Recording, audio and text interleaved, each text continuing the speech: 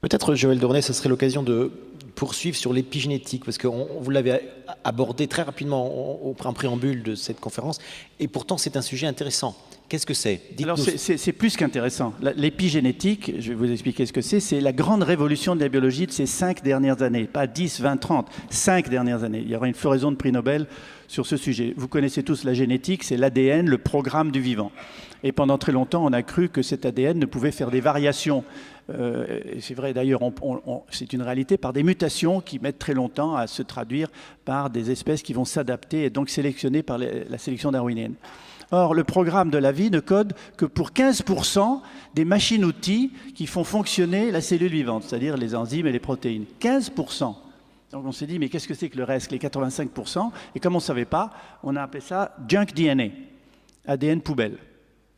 C'est facile, c'est des trucs qui sont accumulés au cours du temps. Maintenant, on sait que ces 85% permettent la fabrication de petites molécules d'ARN, qui sont en monobrin, beaucoup plus courtes que le grand ADN, 10, 15 bases du code génétique jusqu'à 150, et en permanence, elles circulent dans le corps et régulent le fonctionnement des gènes. Donc l'épigénétique, c'est la modulation de l'expression des gènes. En fonction de quoi?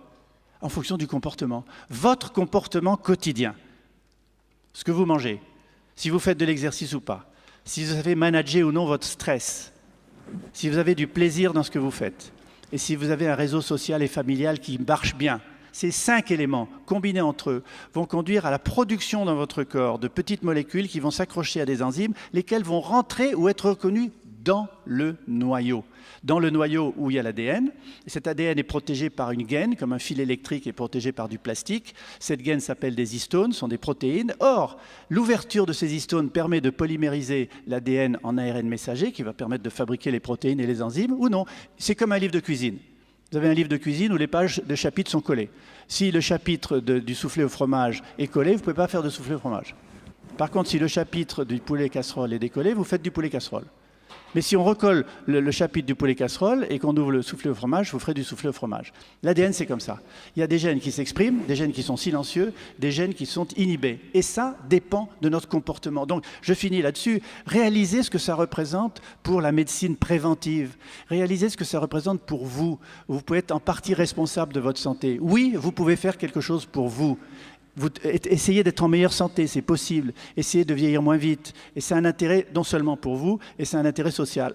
Et je termine sur un exemple précis de l'épigénétique, ce sont les abeilles. Toutes les larves d'abeilles naissent avec le même patrimoine génétique, exactement le même.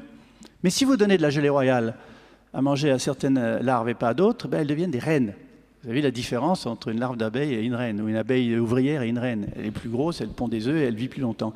Donc rien que l'alimentation de la gelée royale a méthylé ou acétylé, je ne veux pas rentrer dans les détails chimiques, ces fameuses histones pour permettre aux gènes de s'exprimer ou non. C'est une grande révolution et ça va définir la médecine préventive de demain par rapport à la médecine thérapeutique et au poids de Big Pharma et des médicaments dont on n'est jamais trop sûr que leur interdépendance va causer plus de maladies que celles qu'ils essayent de guérir, voir ce qui est en train de se produire en ce moment avec des médicaments qui sont retirés du marché régulièrement. Merci.